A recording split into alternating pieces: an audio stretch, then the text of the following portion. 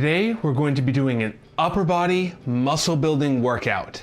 But before we get started, I want to make sure that you are the right person for this video. So, in fitness, there are no overnight changes or no overnight transformations. There are no shortcuts. If you're a person looking for that sort of thing where you can change and go from a belly to abs in 2 weeks, this is probably not the video for you. But if you're looking for consistent muscle gain, consistent changes, they don't happen overnight, but they do happen. You stick with it and you slowly build that up over time. So if you're looking for constant changes in your body to consistently be building up that strength, building up that muscle, then this is the right place for you. So we're going to be doing an upper body muscle building workout. And I'm here to invite you to join me in on this journey. This is what I'm doing. And I want to encourage you to come along with me for this. So if that's you, if you're ready to start seeing those changes, go ahead and hit like for me to let me know that this is the sort of video you want. And it helps support the channel. So thank you for doing that. So what we're gonna start with is working the muscles in your upper chest, shoulder, and back of your arm, all in a compound exercise, which is a exercise that's working a lot of muscle groups at once. So for this, I'm gonna use dumbbells. I'm gonna start with a vertical press or an overhead press. So for this, I'm gonna bring the dumbbells right to the outsides of my shoulders. I'm gonna keep my back straight. And from here, I'm gonna look up towards the ceiling, press straight up towards the ceiling, keeping my hands in line with my shoulders. So I'm not bringing the hands in towards my head. I'm keeping them out here over the top of my shoulders, and that keeps that leverage into your deltoid muscle and your traps. So keeping them right over the top. If I brought them in, I would take all that pressure off the muscle, and that's going to reduce how much that muscle builds. So I want to keep that tension on the muscle the whole time. I'm going to try for about 10 reps of these. You can go ahead and do these with me if you would like, or add these into your workout later. If you have any questions, let me know in the chat.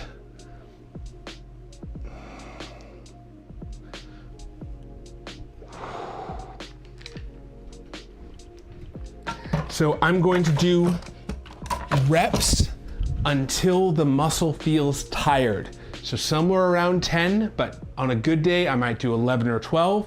On a bad day, I might do 8 or 9. But somewhere in that range, somewhere around 10, the exact number isn't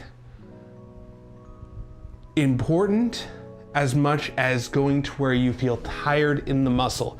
You should feel a little bit of that burning in the muscle, and you should feel tension in the muscle as you're working. So now, we just did a vertical press. So the muscles that push up. Now I'm gonna work the muscles that pull downwards instead. So we're gonna do an assisted pull-up. So using a resistance band, I'm gonna loop this around a pull-up bar and go into an assisted pull-up. So the band is helping take a little bit of pressure off. So the heavier the band, the more, the easier it will be.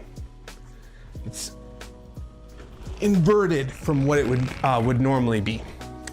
So I'm putting my knee right in the band, grabbing about shoulder width. So this is working the muscles in the lats, which run along your rib cage, and the muscles behind your shoulder blades.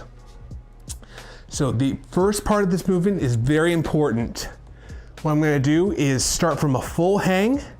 I'm gonna pull up with my shoulder blades first. See how my body comes up before my elbows start to bend? So that is going to engage all those muscles around the shoulder blades. So we engage the muscles around the shoulder blades first, and then bend the elbows, pulling your forehead up to the bar, okay? And that's gonna be a assisted pull-up. A lot of people miss that last bit where we're doing those shoulder blade pulls.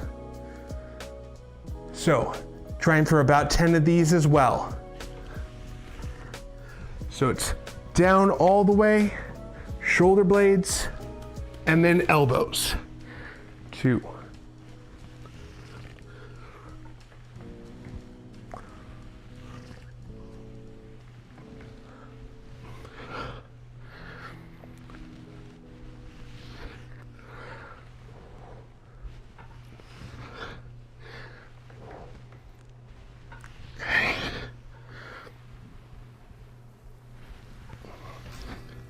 And one more. And relax. All right, so that was our first set of our vertical exercises. I'm gonna do one more set because I'm trying to build that muscle size and strength. To do that, having multiple sets gets you there faster. You get value from the first set, but every set after that, we add a little bit more muscle building. So it helps us use our time efficiently by adding extra sets in.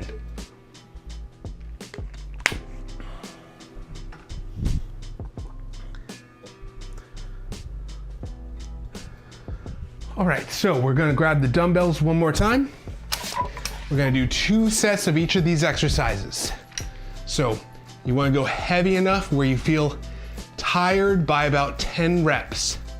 So pushing up towards the ceiling, back down, working the muscles in the shoulders and back of your arm. Now I'm going down with control. I'm not tapping and then bouncing back up like this. I'm going down, all the way down, hold for a moment, and then back up, where I'm not using my muscle like a rubber band. I'm having to control the entire movement all the way to the bottom. That way I'm not cheating myself out of the most important part of the rep.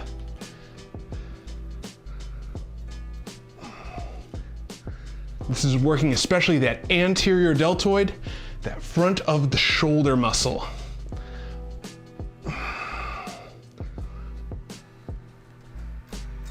And relax.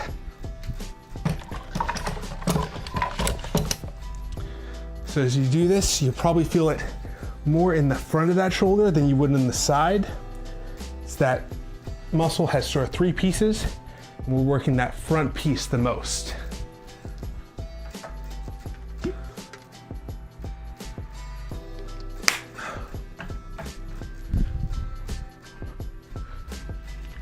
All right, so one more set of pull-ups.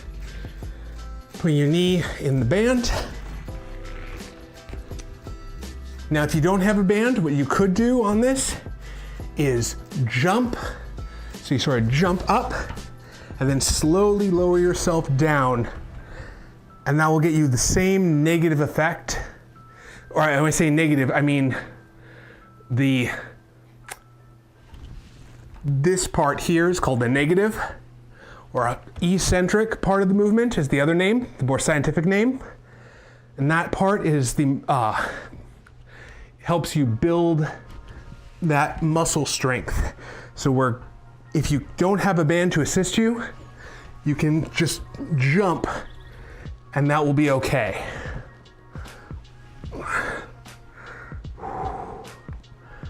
So I'm going shoulder blades and then elbows.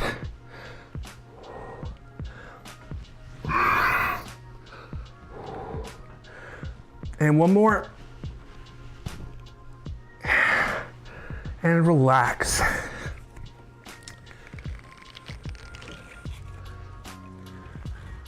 And I'm only going to where I feel tired in the muscle, because that is where the muscle starts to adapt and grow. So It's a little different than a cardio workout where I'm not necessarily looking for my heart rate to stay high or to be out of breath and sweating. You might feel a little more out of breath, might feel a little bit of sweat, that's okay. Your heart rate might be a little bit elevated. That's okay too. None of those are the goal for what we want in this workout. They're just side things. What we want to think about is what's happening at the muscle. How do I feel in the muscle I need to be working? So knowing what you need to be working in each exercise and being able to feel that muscle contract is the most important thing.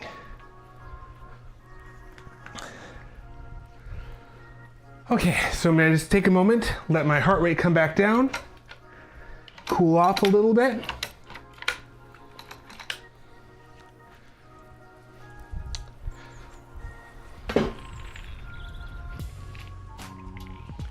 For the next one, we're going to do a dumbbell bench press.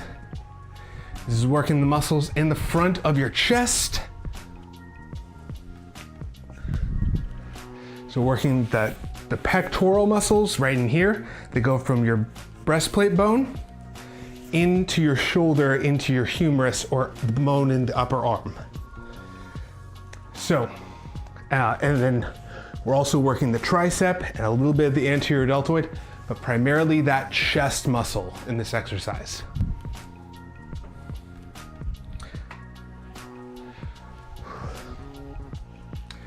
So, I'm gonna go to a set of dumbbells again.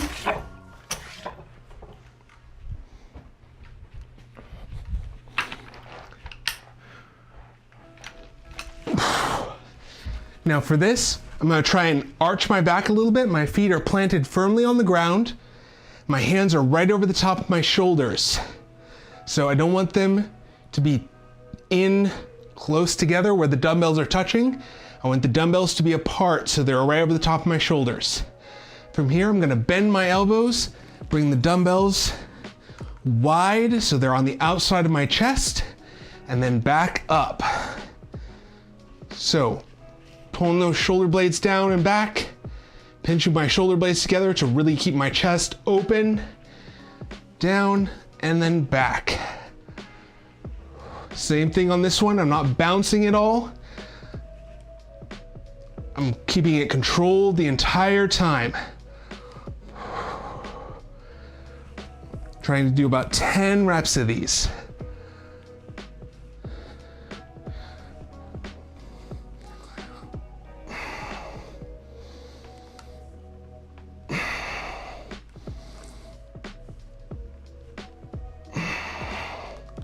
And then I put the dumbbells on my knees and sit back up. Now, I just worked pushing muscles, so now I'm gonna work some pulling muscles. So we're going to do a bench row. Now, I like the bench row because I can really get a full extension on those lats. Really, it's a full flexion on those lats by going all the way down to the ground with the dumbbell. If I was doing two-handed, like this, pulling up to the back, I couldn't get that full extension on one because the other one would limit it. So I find that it's easier to get that full range of motion where I really get high tension in those lats in this exercise. So I'm gonna put this hand right underneath my shoulder for support, grabbing the dumbbell, letting it go all the way to just above the ground, pulling up to my rib cage, and then back down, all the way down to the ground. Now, I like to look up on this one so that I keep my back straight. So where the head goes, the body follows. It's something we learned in martial arts, is controlling someone's head would help control where their body would go. So if we're doing throws or things like that. But same applies for weightlifting. Now, it's not strictly necessary that my head is up for this, for my musculature, but I find it helps make that mind-muscle connection of, well, my head's up, it's easier for me to keep my back straight.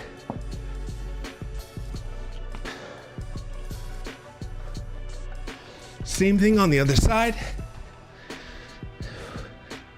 So I'm gonna look up just to help keep my back straight. Hand right underneath my shoulder for support. Pulling up to the back.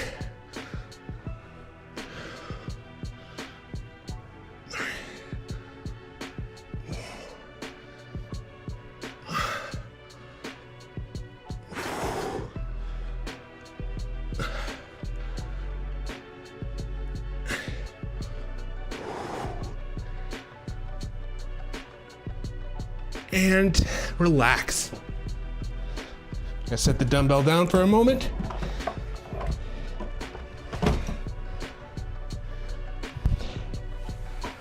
Now, something I used to do in martial arts is a ton of high intensity interval training. And I found that for me, that never made the changes I wanted to in how my muscles looked, how my body looked.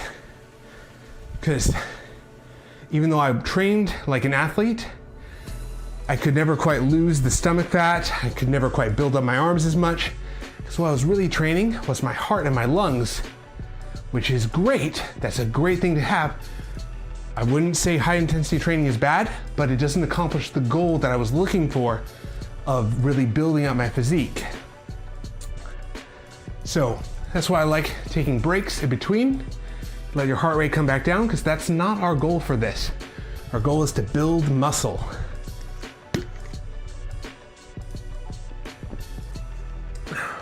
And that's all about the tension on that muscle and how many sets, how often you put that tension on that muscle. So, if you're looking to build your physique, I'd recommend working on weights and resistance training more than doing things like cardio. Cardio is not bad. It just doesn't accomplish the goal that we're looking for. Hey, Shoya, good to see you. Welcome. How are you doing today? Just talking about doing upper body resistance workout, an upper body resistance workout, and how it's how it specifically helps more than something like high intensity interval. A lot of people do a lot of cardio work and then they don't see the results they want, so they quit. They're working really hard, but the things they're working on are, their heart, their lungs, their cardiovascular system that don't necessarily translate into the physique they want.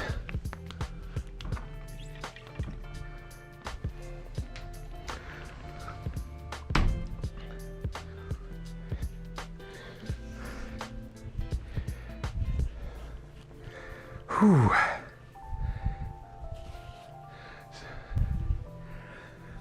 So what we're doing is resistance training for small, consistent gains in muscle, working at building that muscle up over time. It doesn't happen overnight, but it does happen. It takes time. 8 weeks, 16 weeks down the road though, you will see the difference in your muscle. You can feel the difference in how your body is responding to it. So it takes time, but you will get there.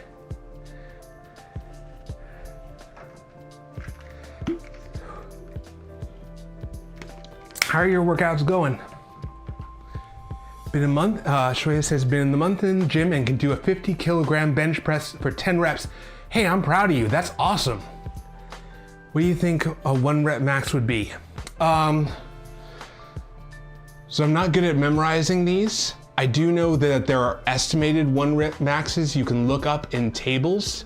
So what I would do is I would Google an estimated 1 rep max. You can plug in your numbers into the calculator of 50 kilograms at 10 reps, and then it will give you an estimated 1 rep max. They're just an estimate. Probably it's, now, I'd probably say it's gonna be like 25% more than that 50 kilograms, but that's just a guess.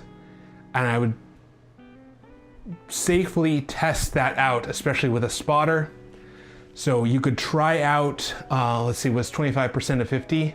It's like 65 kilograms or so. That's awesome though. That I'm proud of you for pushing. I know you've been working at that for a little bit, doing push pull and legs and then upper body, lower body.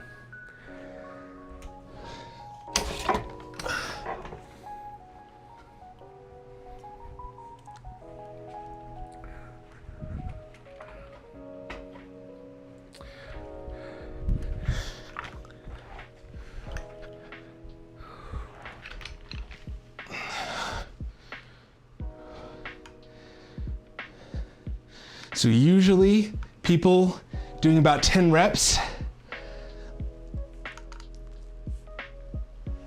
is about 75%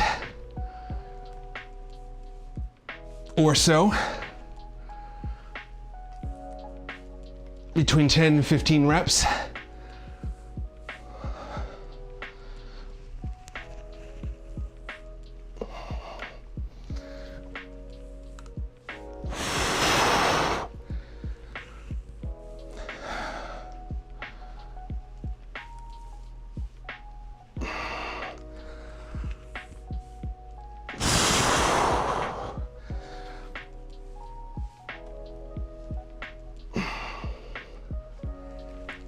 And relax.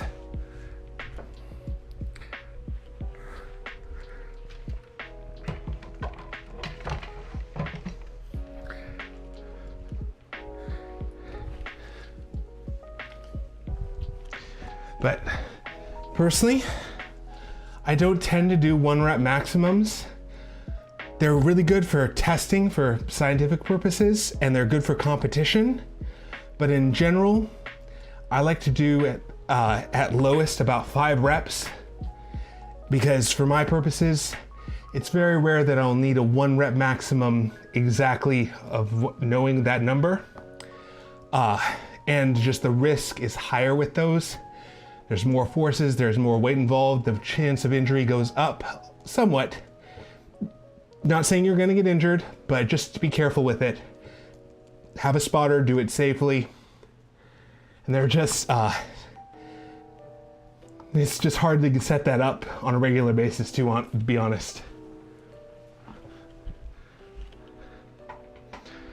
Shoei says, just added skull crushers as a replacement for overhead tricep extensions, and the difference is huge. Less overall tricep exhaustion, but it burns so good. That's awesome. Yeah, I really like the skull crusher. What he's talking about, actually I'll show here, is skull crushers are laying on your back where you bring your hands past your ears. And what that really does is brings the elbow up higher, which creates a huge stretch on that tricep muscle where you get maximum tension in that tricep, which leads to a lot more growth in that tricep muscle. So when the hand's down here, takes a lot of that tension off the tricep. So we want to emphasize that by bringing it up here.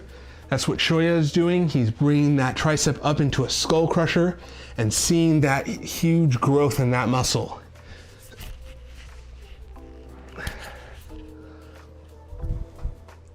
As opposed to the overhead still has the elbows up, but they're not quite here where they're leveraged. They're a little lower. You're still getting overhead, but you're not getting as much tension in that top part of that tricep. So even though they can be good in an effective tricep builder, the skull crusher is probably going to be a much stronger contender for that exercise, as long as it feels okay on your shoulders and elbows.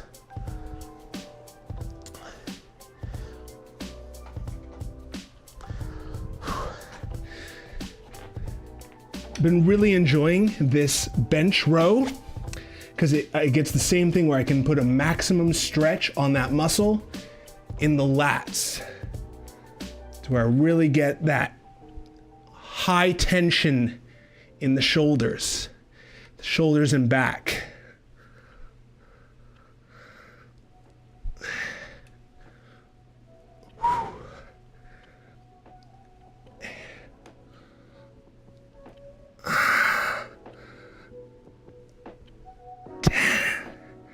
The other thing this does is work that posterior deltoid. Remember how I talked about the anterior deltoid in the front? You also have a posterior deltoid or rear deltoid in the back that this is building up. So if you're trying to build up the front and back of your shoulders, it's a great exercise for that. And going into that full hang really helps emphasize that deltoid muscle. It stretches that deltoid to its maximum tension.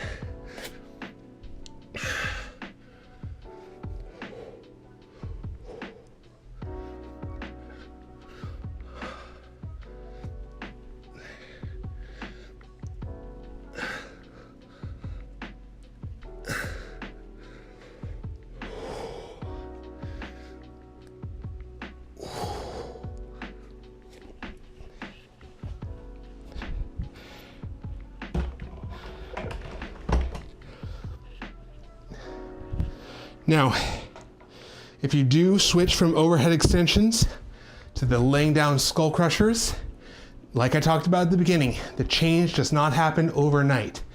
It does happen. It takes time for that to go though. Just like Shoya was saying, he's been training for over a month. He's seeing the changes. They don't happen overnight, but they do happen over the long term. And I know he's been really consistent, and we're so proud of him for doing that, of staying consistent with his workout and seeing the changes that come about from doing that.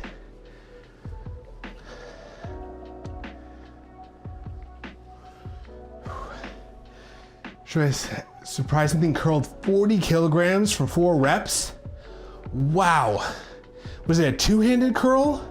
Or did you do, and was it strict curls, or was it where you were able to let tension off at the very bottom? That's still a lot of weight. It's about 80 pounds. So 40 kilograms is about 80 pounds. I'm assuming you did that two-handed, because that is a whole ton of weight for one hand.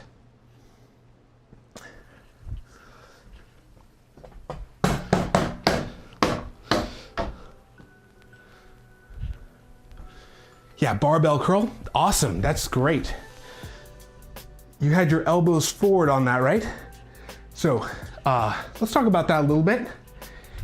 So if we're just talking about a curl, so here's the thing. This is a 40-pound dumbbell. If I'm curling like this, I can curl that up. But if you look at this, at the bottom of the movement, there's no actual pressure on my bicep to do this. So I'm not saying this is Shoya. That's a really impressive curl. I just want to make sure that everyone understands this. So to put maximum tension on that bicep, I need to make sure that gravity is pushing down on my elbow at this position. So if I was doing that, I can't actually curl that 40 pounds. I need to drop it to 20 pounds. And for that, I use something called a preacher curl. So I use a bench. You could do this with a chair. So in this position, if you see where my elbow is more straight, gravity is pushing down like this. So most of the weight is on that bicep still. If I was like this, gravity is here. It's not really pushing down against that elbow or against that bicep muscle. I need to be back like this for it to be pushing down.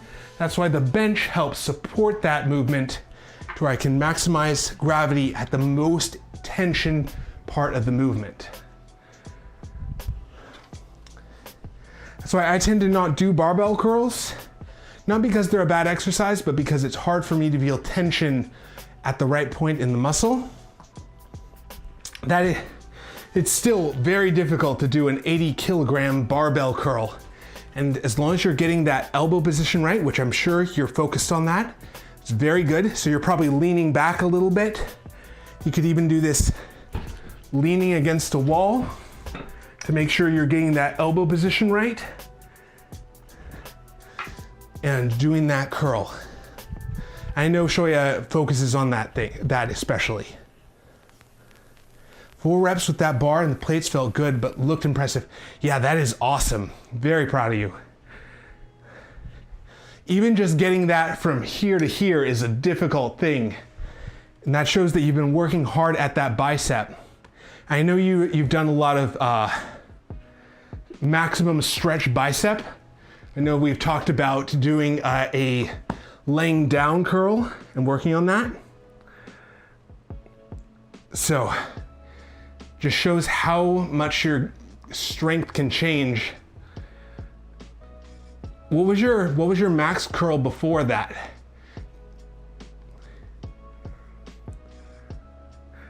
So you're 80 kilograms now for reps. That's awesome.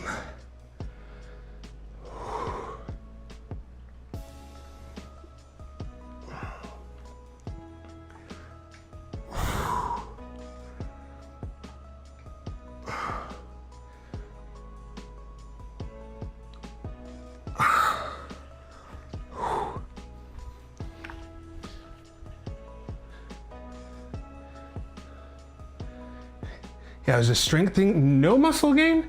Joan, I would bet you have muscle gain underneath. I would bet if we looked at your arm before and took the measurements of your arm after, there's probably been muscle gain there. Some of that too is your nerves are more efficient at contracting that muscle. So some of strength gain is actually nerve changes where your body is figuring out how to contract that muscle more effectively. There's also can be a difference in protein composition in the muscle.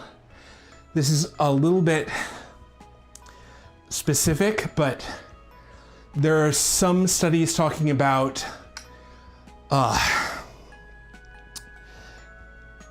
contractile unit increases in the muscle, of that protein synthesis in the muscle versus connective tissue synthesis in the muscle. Both increase muscle size, but one is a bit more effective at producing strength.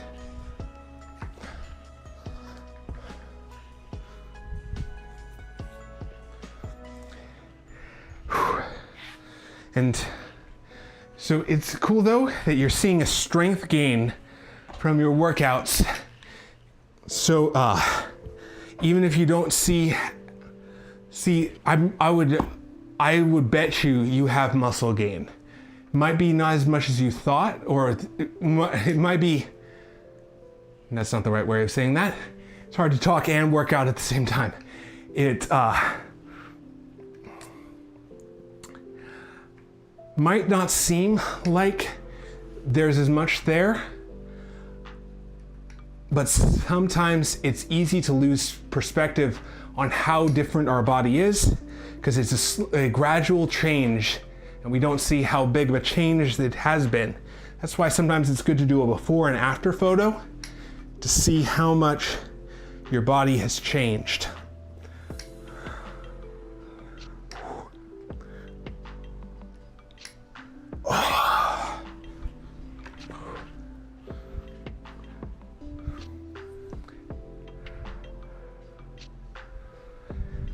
Yeah, so strength gain, that is a big part of it, is how well you can engage your muscles to do certain movements. That's a great way of describing it. It is related to the size of the muscle in some ways, but there are a lot of other components to it of the neural connection and neural drive to that muscle plays a big part of that too. So as we train, the more specific you get in how you train, at the beginning, size and strength come together. As you specialize, down the road, they can become different ways of training down the road.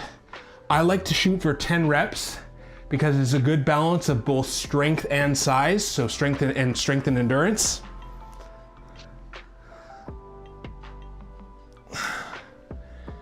But as you go higher up in wanting more strength, you want to go for lower reps and go more specialized training. So you're doing 3 to 5 reps as opposed to 10 reps where you're really optimizing for strength.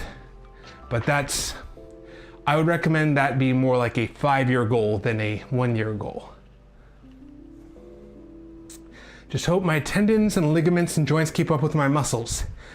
So something really great about training naturally, and what I mean by training naturally is not using added hormones like testosterone and other things. There's a lot of side effects that come with that, and one of those side effects is your muscles grow faster than your tendons do. As long as you are training naturally, it's more likely that your tendons and your muscles will develop at the same rate. If you ever get to a point where your tendons are starting to feel more sore, your muscles can keep going. Sometimes you can always back that off and train a little less hard, take a little more time to recover. But in general, that's something you would more be worried about if you were taking additional hormones, which I would not recommend because of the side effects. They have a lot of very nasty side effects, like the risk of injury to your tendons and connective tissues. You have to have that. So as long as you are being gradual in how you're increasing that weight, gradual in how you're progressing your workouts, where you're giving your body time to recover. The other thing that I would say is if you have EDS, which is Ehlers-Danlos syndrome, I would be much more careful with your ligaments. For anyone who doesn't know, EDS is a connective tissue disorder where there's too much stretch in the connective tissues like tendons and ligaments, and the things with collagen. So it can stretch out more than it's supposed to. So I progress slower on anything that you're doing.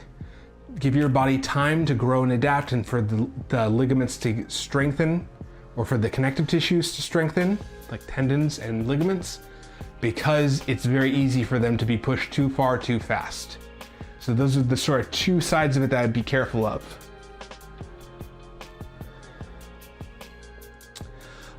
Would you prefer hot compresses or cold compresses for recovery? So I would say recovery between sets, cold compresses, especially on the cheeks or the hands. You could put a cold compress on your face right here. That I would say is going to help you get from one set to the next faster. I personally find hot compresses to not really help me that much. I know that there are some people who enjoy doing like sauna or hot compresses after a workout. And there's, I think, some studies talking about what that can do for you hormonally, especially for growth hormone and things. But personally, I would say I prefer the cool compresses, especially between sets, to have like a towel soaked in water where you can press that to your face to cool off. Because temperature is a real big limiter on fatigue. It's an interesting question though. I find that's the biggest limiter to me is when I overheat.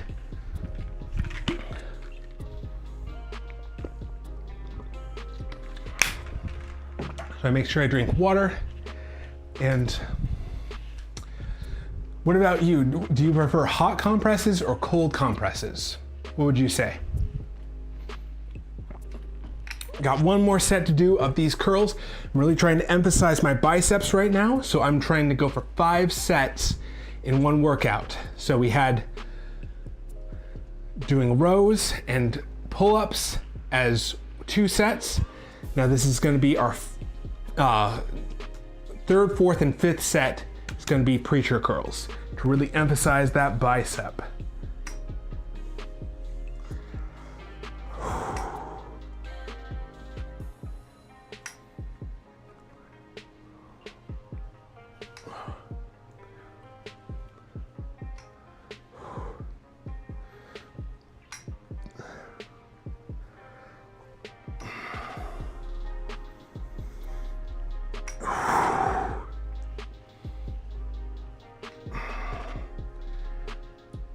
I'm trying to go all the way down to the bench each time. And 10.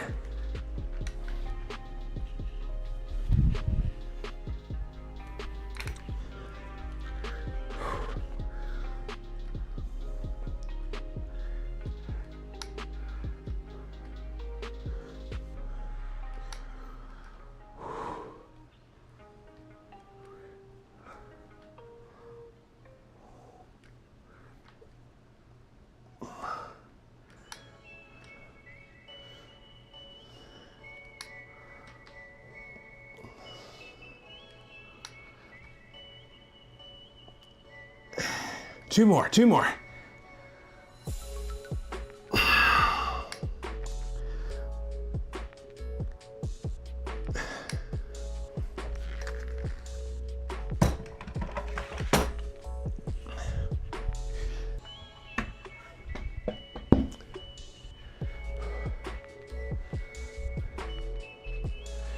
Cold ones work well as recovery, but hot ones feel really relaxing.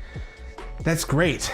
I think that's the thing is, what feels good to you? Does a hot compress feel good after a workout? Does it feel relaxing? Because that's gonna have an effect on your entire nervous system if it feels relaxing. To me, that feels stressful. It feels hot, uncomfortable. I don't like it. And that's gonna be an indicator that's not gonna really help me because it stresses me out and impedes my recovery. But if you find it relaxing and comfortable, it can be a good thing after a workout. Just make sure you're not overheating, you're staying hydrated, you're not over flush. If your face is turning red or you feel hot to the touch, you're overheating and I would not do a hot compress.